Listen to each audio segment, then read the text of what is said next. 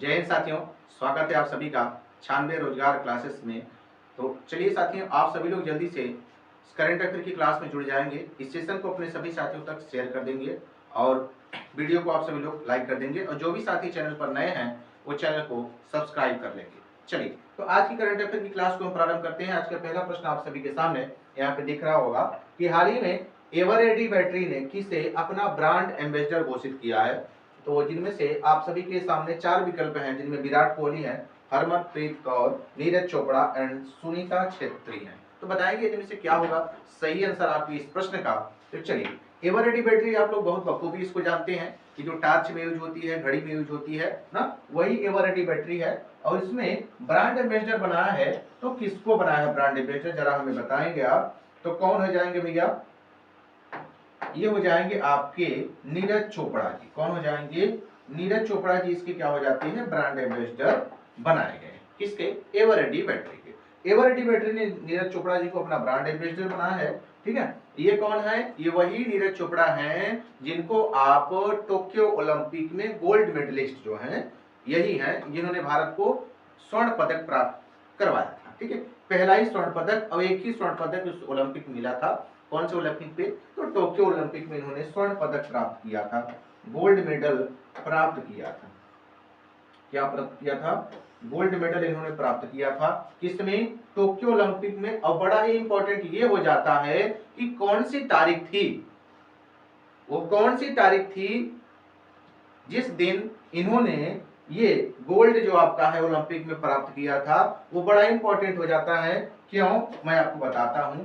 तारीख थी भैया 7 अगस्त 2021।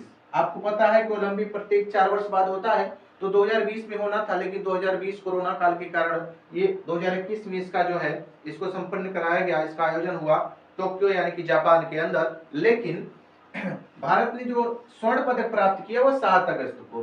तो 7 अगस्त को एक दिवस अनाउंस किया गया, जिस दिवस का नाम हुआ भाला फेंक दिवस। कौन सा दिवस, तो प्रत्येक वर्ष 7 अगस्त 2021 के बाद प्रत्येक वर्ष 7 अगस्त को कौन सा दिवस मनाने की घोषणा की गई, तो भाला फेंक दिवस की। ठीक है, ये इंपॉर्टेंट होता है इसलिए मैंने बोला। तो भाला फेंक दिवस, ठीक है, ये इंपॉर्टेंट हो जाता है। इसका मतलब आपने समझा कि भाला फेंक मैंने क्यों लिखा। नीरज चोपड़ा जी का जो खेल था वो था भैया, कौन सा खेल था इनका, तो भाला था। क्या था, भाला फेंक जो है इनका खेल था। और इसमें इन्होंने जो है कितना फेंका था, तो 87.58 मीटर। 87.58 मीटर इन्होंने क्या किया था, अपना भाला फेंका था। ठीक है, चलिए, तो समझ आ गया नीरज चोपड़ा कौन है, टोक्यो ओलंपिक के गोल्ड मेडलिस्ट नीरज चोपड़ा है, जिनका खेल कौन सा हो जाता है, भाला फेंक हो जाता है। इन्होंने 87.58 मीटर भाला फेंका था। और कौन सी तारीख को, तो 7 अगस्त को। और 7 अगस्त को कौन सा दिवस मनाया जाता है, तो भाला फेंक दिवस के रूप में मनाया जाता है। अब प्रत्येक वर्ष इसको जाना जाएगा। ठीक है, आगे बढ़े हम। चलिए, आगे बढ़ने से पहले एक नाम आपके सामने यहाँ पे दिख रहा है, वो कौन सा है, विराट कोहली, रन मशीन। आपके प्रश्न का तो आंसर ये है नीरज चोपड़ा साहब हैं, लेकिन रन मशीन विराट कोहली, मैंने कल की वीडियो में आपको बताई थी, इन्होंने क्या किया है कि अभी हाल ही में T20 में भारत के एकमात्र प्लेयर हो गए हैं जिन्होंने क्या किया है कि 12,000 रन पूरे किए हैं। कितने, 12,000 रन इन्होंने क्या किए हैं, पूरे किए हैं। ठीक है, कौन हो जाते हैं, तो रन मशीन विराट कोहली। इसके पहले अच्छा अगर हम बात करें तो विश्व में कौन हो जाएंगे, तो विश्व में पहले स्थान पे हैं क्रिस गेल साहब। कौन है, क्रिस गेल साहब हो जाए। ठीक है, चलिए, तो आगे बढ़ते हैं नेक्स्ट प्रश्न की ओर। प्रश्न नंबर दूसरा आपके सामने ये रहा।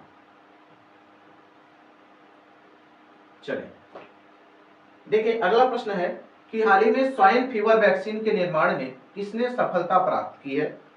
स्वाइन फीवर वैक्सीन, यानी कि स्वाइन मतलब होता है सुअर।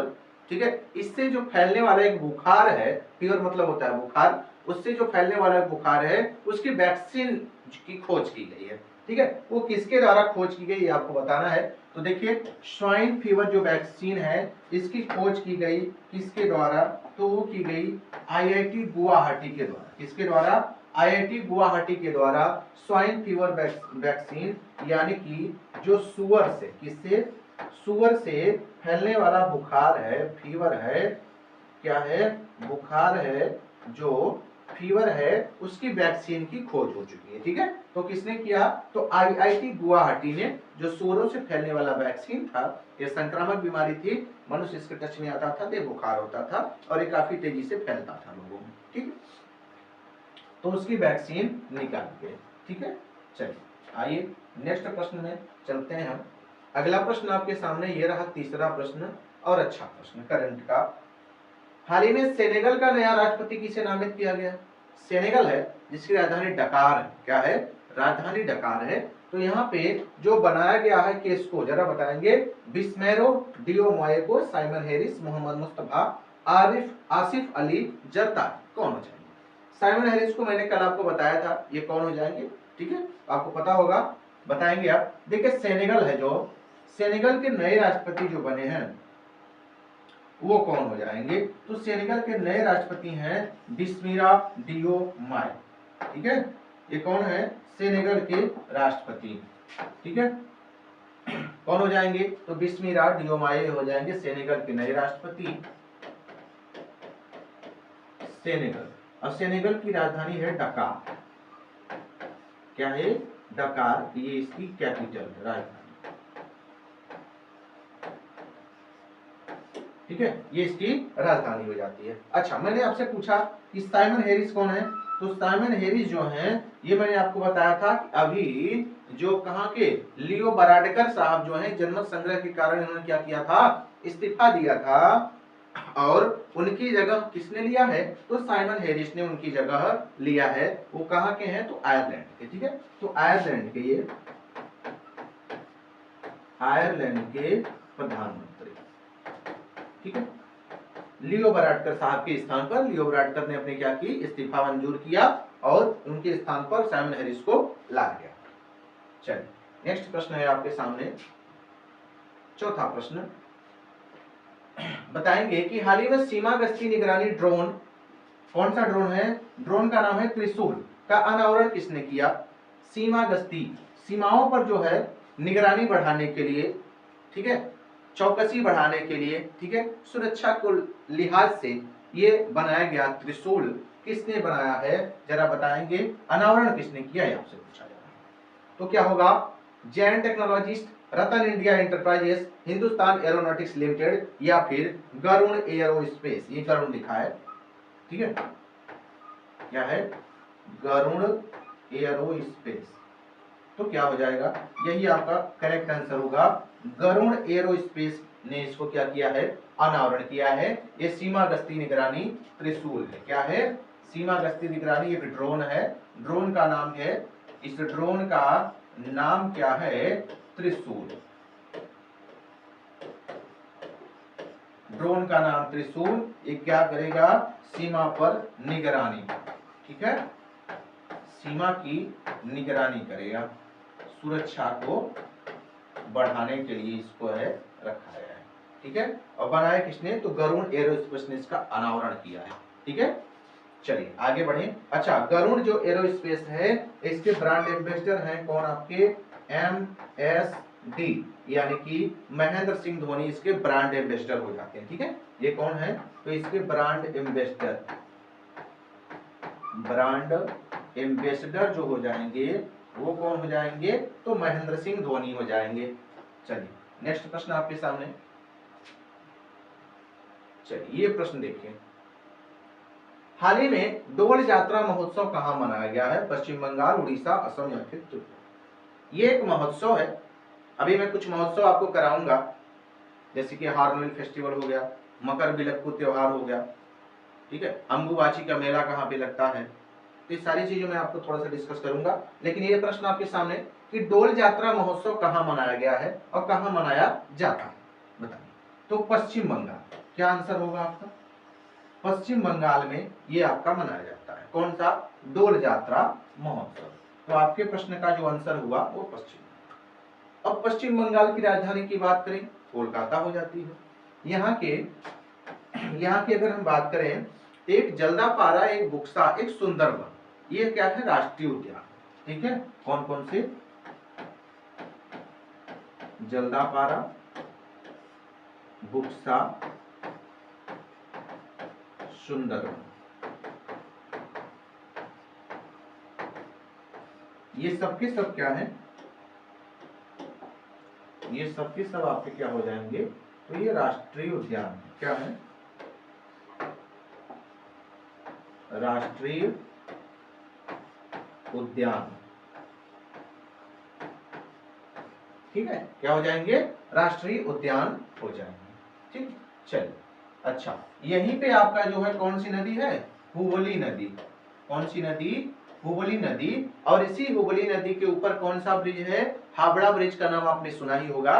तो इसी हुबली नदी के ऊपर ही आपका कौन सा ब्रिज है, हावड़ा ब्रिज। कौन सी नदी, हुबली नदी, कौन सा ब्रिज, हावड़ा ब्रिज।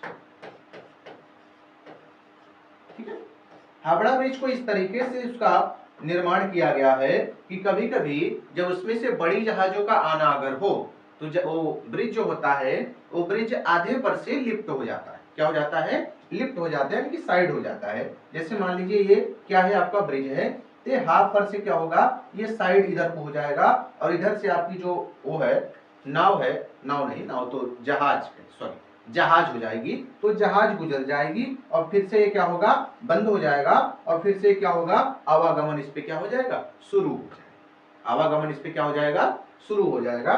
तो ये हावड़ा ब्रिज इस तरीके से इसको बनाया गया है। ठीक है, चलिए आगे बढ़े हैं अगले प्रश्न की ओर। प्रश्न नंबर अगला आपके सामने लेके आते हैं। देखिए बताएंगे इस प्रश्न का आंसर। देखिए, हाल ही में संपर्क सहित भुगतान के लिए फ्लैश पे किसने लॉन्च किया है। ठीक है, भुगतान अब आजकल डिजिटल होते जा रहे हैं। पहले मार्केटिंग के लिए या कहीं आने जाने के लिए लोगों के जेब में पैसे रखने होते थे, बड़ा असुरक्षित होता था। कहीं भी अगर जाना हो तो कैश लेकर के जाना बड़ा जोखिम भरा होता था। कहीं खो गया या कुछ और अनहोनी हो गई तो जिस काम से आप जा रहे हैं वो काम नहीं हो पाता था। लेकिन अब डिजिटल इंडिया का जमाना है, सारी चीजें डिजिटलाइज हो गई हैं। अब आपको मार्केटिंग करनी हो, शॉपिंग करनी हो, आप फोन से, फोन पे के माध्यम से, गूगल पे के माध्यम से, रुपए डेबिट कार्ड के माध्यम से, इन सभी माध्यमों से आप क्या करते हैं कि कैश पेमेंट कर देते हैं। ऑनलाइन माध्यम से आपको उसको क्या बोलते हैं, डिजिटलाइज बोलते हैं। यानी कि आपको क्या होता है, पैसों को ले जाने की जरूरत नहीं पड़ती। तो इस तरीके से, तो इसमें ये है एक फ्लैश पे है। क्या है, एक फ्लैश पे। ये कौन सा बैंक ने किया है, तो UCO bank, Canara, federal, Andhra. तो क्या हो जाएगा, फेडरल बैंक ने किया। किसने किया, फेडरल बैंक ने एनपीसीआई के साथ, किसके साथ, एनपीसीआई के साथ फेडरल बैंक ने, फेडरल बैंक ने ये किया है। इसमें क्या है कि बिना पिन के पेमेंट हो जाए। जैसे आप फोन पे है, गूगल पे है, तो वेरिफिकेशन के लिए पिन मांगता है। तो इसमें कुछ अमाउंट फिक्स है कि उतने अमाउंट तक क्या होगा कि आपको पिन की जरूरत भी नहीं होगी। आप तुरंत जब चाहेंगे किसी को पेमेंट कर सकते हैं। एनपीसीआई का पूरा नाम क्या होता है, national payment corporation of India. क्या होता है, national payment corporation of India होता है एनपीसीआई का पूरा नाम। तो किसने किया है, फेडरल बैंक ने इसको किया है। ठीक है, चलिए नेक्स्ट देखें हम। हाँ देखो भाई, ये बड़ा इंपॉर्टेंट प्रश्न, बहुत ही अच्छा प्रश्न है, इंपॉर्टेंट प्रश्न है। पहली बार ऐसा हुआ है और आप सब लोग अच्छे से जानते होंगे इसके बारे में। हाल ही में पद पर रहते हुए गिरफ्तार होने वाले पहले मुख्यमंत्री कौन बने। ऐसा पहली बार हुआ है कि कोई मुख्यमंत्री अपने पद पर कार्यरत है और उसको अरेस्ट किया जा रहा है। ममता बनर्जी, कमलनाथ, हेमंत सोरेन, अरविंद केजरीवाल।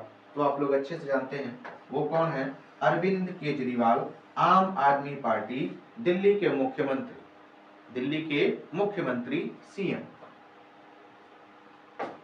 ये दिल्ली के सीएम है।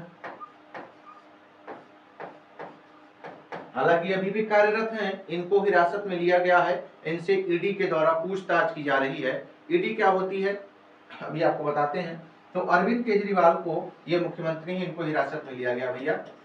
ईडी के द्वारा इनको गिरफ्तार किया गया 21 तारीख को। ठीक है, 21 मार्च को इनको हिरासत में लिया गया, हिरासत में लिया गया।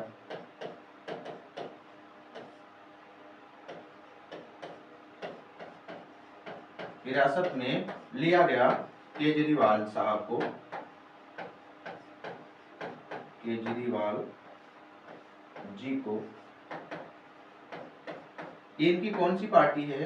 तो आम आदमी पार्टी, आम आदमी पार्टी, ठीक है। आम आदमी पार्टी से है, इनको हिरासत में लिया गया ईडी के द्वारा। अब ईडी क्या है? ईडी जो है अवैध जो आपकी है ब्लैक मनी जिसको बोलते हैं, तो उसकी जांच पड़ताल करती है। इनको किसी जांच में ऐसा पाया गया है, इस कारण इनको जो है ईडी के द्वारा अरेस्ट किया गया। इनसे काफी दिनों तक पूछताछ चली, अभी भी इनको हिरासत में लिया गया है, ठीक है। अब वो ईडी अपना काम करेगी, पूछताछ करेगी, जैसा होगा उसके अनुसार इनको फिर आगे की कार्रवाई देखनी पड़ेगी, ठीक है। चलिए आइए आगे बढ़ते हैं। आगे बढ़ने से पहले मैं आपको थोड़ी चीजें और बता देता हूँ दिल्ली के बारे में। तो दिल्ली क्या है? भारत की राजधानी हो जाती है नई दिल्ली, ठीक है। और रेड फोर्ट का नाम आपने सुना होगा, लाल किला, ये कहां पे है? आपके दिल्ली के अंदर। कुतुब मीनार का नाम आपने सुना होगा, कुतुब मीनार, ये कहां पे है? आपके दिल्ली के अंदर। कुतुब मीनार के निर्माण की अगर हम बात करें तो प्रारंभ तो करवाया था कुतुबुद्दीन ऐबक ने, लेकिन इसको पूरा कंप्लीट नहीं करवा, तो उसने सिर्फ नींव ही रखी थी। अब अक्सर आप पढ़ेंगे तो आप नाम पाएंगे कि कुतुबुद्दीन ऐबक ही नाम पाएंगे, जो गुलाम का शासक था। लेकिन नहीं, कुतुब मीनार की जो निर्माण करवाया था वो था आपका, फाइनल की अगर हम बात करें तो इसमें कुतुब मीनार जो है कुतुबुद्दीन ऐबक ने प्रारंभ तो करवाया, लेकिन बाद में उसको और आगे बढ़ाया इल्तुतमिश ने। 3 मंजिला बढ़वाई, 4 मंजिला हो गई, 3 ये, 1 बेसमेंट हो, 4 मंजिला हो गई। लेकिन जो चौथी मंजिल थी जो इल्तुतमिश ने बनवाया था, वो मंजिल क्या हुई? बिजली के कारण क्षतिग्रस्त हो गई। तो बाद में फिर फिरोज शाह तुगलक ने उसको कंप्लीट करवाया, और चौथी मंजिल जो टूटी हुई थी उसको 2 मंजिल छोटी छोटी करके बना दिया। तो टोटल 5 मंजिला इमारत बन गई आपकी कुतुब मीनार की। कितनी मंजिला? 5 मंजिला आपकी ये कुतुब मीनार बनी। ये ईंटों की बनी हुई है, 5 मंजिलें हैं इसमें कुतुब मीनार में, ठीक है। 3 लोग हैं, समझ में आ गया? कुतुबुद्दीन ऐबक, इल्तुतमिश, फिरोज शाह तुगलक ने इसको क्या करवाया? कंप्लीट कर। चलिए तो नेक्स्ट हम बढ़ते हैं अगले प्रश्न की ओर। कुछ और प्रश्न है आपके बीच में अब। अच्छा, ये अच्छे प्रश्न है आपके, इंपॉर्टेंट प्रश्न है, देखें जरा आप इसको। अब कुछ फेस्टिवल संबंधित मैं आपको ले लेता हूं, जरा बताएं आप लोग। ये हार्नबिल फेस्टिवल ये कहां मनाया जाता है? हार्नबिल की बात करें भैया, ये नागालैंड के अंदर मनाया जाता है। कहां पे? ये नागालैंड के अंदर मनाया जाता है। नाम तो सुना ही होगा आपने ना। ये भारत का एक राज्य है जो कि पूर्वोत्तर में पड़ता है। कहां पड़ता है? पूर्वोत्तर राज्य में पड़ता है, पूर्व और उत्तर के कोने में जो पड़ता है, ठीक है। तो नागालैंड, ये आपका 1 दिसंबर को मनाया जाता है। 1 दिसंबर से कह लीजिए 10 दिसंबर तक मनाया जाता है। यहाँ की आधिकारिक भाषा की अगर हम बात करें, नागालैंड की आधिकारिक भाषा अंग्रेजी हो जाती है, ठीक है। क्या हो जाती है? अंग्रेजी हो जाती है। चापचार कूट फेस्टिवल, ये आपका कहां पे हो जाएगा? तो मिजोरम के अंदर। कहां हो जाएगा? मिजोरम के अंदर चापचार कूट फेस्टिवल, ठीक है। अगर आपसे पूछे अंबुबाची का मेला कहां लगता है, तो अंबुबाची का जो मेला है वो आपका असम में लगता है। ये असम में कामाख्या देवी मंदिर है जहां पे योनि की पूजा होती है, तो वहीं पे आपका ये मेला लगता है, अंबुबाची का मेला। अंबुबाची का मेला असम में, कामाख्या माता मंदिर। कौन सी मंदिर? तो कामाख्या माता मंदिर, यहाँ ये आपका मेला लगता है। चलिए और कुछ देख लेते हैं। देखिए इनका बताइए आप। मकर विलक्कु त्योहार, केरल। कौन था? केरल।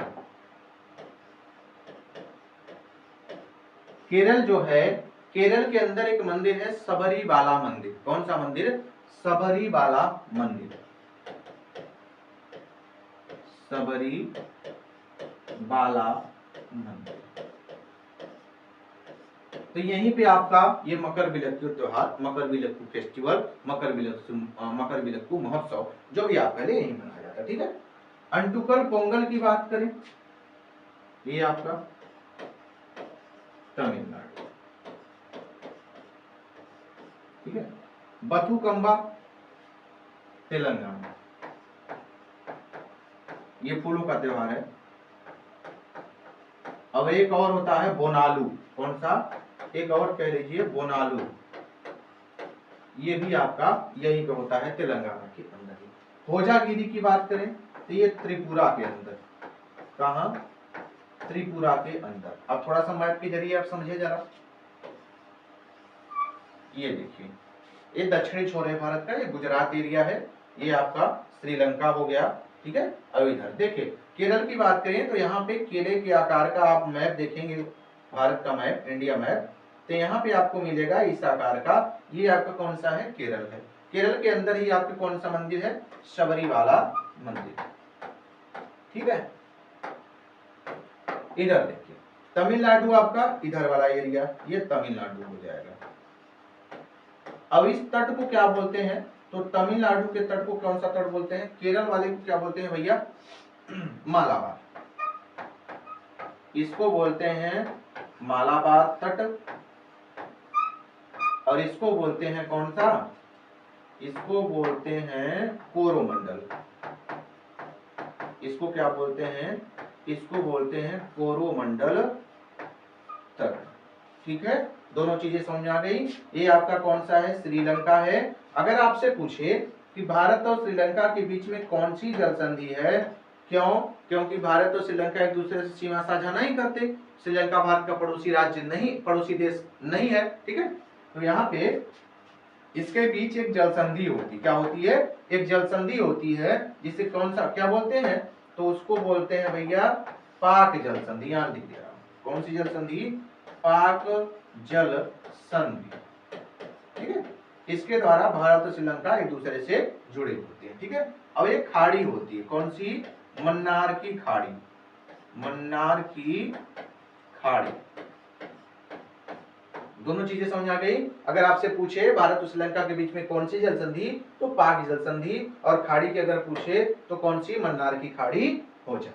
ठीक है। चलिए एक प्रश्न त्रिपुरा से बनता है कि बताइए भारत का ऐसा कौन सा राज्य है, भारत का ऐसा कौन सा राज्य है जो कि तीन ओर से एक ही देश से घिरा हुआ है, तो आपका हो जाएगा त्रिपुरा। जो कि किस देश से घिरा हुआ है, तो वो बांग्लादेश से हो जाएगा। ठीक है। त्रिपुरा नाम ही इसका है, त्रिपुरा। ठीक है। याद रखेंगे ये तीन ओर से बांग्लादेश से घिरा है, बांग्लादेश से ये घिरा है। कितने ओर से, तीन ओर से, तीन ओर से बांग्लादेश से घिरा है। और बांग्लादेश ही एक ऐसा देश है जो भारत का पड़ोसी, जिसमें क्या है कि सबसे अधिक सीमा साझा करता है। ठीक है। सबसे अधिक भारत की अगर अंतर्राष्ट्रीय सीमा किसी से लगती है तो बांग्लादेश से लगती है। कितनी लगती है अंतर्राष्ट्रीय सीमा, तो 4096 किलोमीटर, बांग्लादेश से 4096 किलोमीटर अंतर्राष्ट्रीय सीमा भारत की लगती है। ठीक है। समझ आ गया। तो आज की क्लास बस यहीं तक है, फिर आप लोगों से मुलाकात होगी अगले वीडियो में। तब तक के लिए आप सभी लोग अपना ख्याल रखिए, स्वस्थ रहिए, मस्त रहिए, और बेहतरीन ढंग से अपनी पढ़ाई को जारी रखेंगे। और आप सभी के लिए मैं बता दूं कि आप सभी की जो वैकेंसीज हैं बहुत बढ़िया इस बार लगी हैं। आरपीएफएसआई हो गया, कांस्टेबल हो गया, रेलवे की वैकेंसीज में आपकी एनटीपीसी की हैं, ग्रुप डी की हैं, और उसके बाद यूपीपी का री एग्जाम जो भी होना है तो बहुत अच्छी हैं। एसएससी की आपकी सीजीएल सीएचएसएल भी लगी हुई है। तो बहुत ईमानदारी के साथ आप पढ़ते रहेंगे, आप लोगों को निश्चित ही सफलता मिलने वाली है। ठीक है। मिलेंगे आपसे अगली वीडियो में। जय हिंद,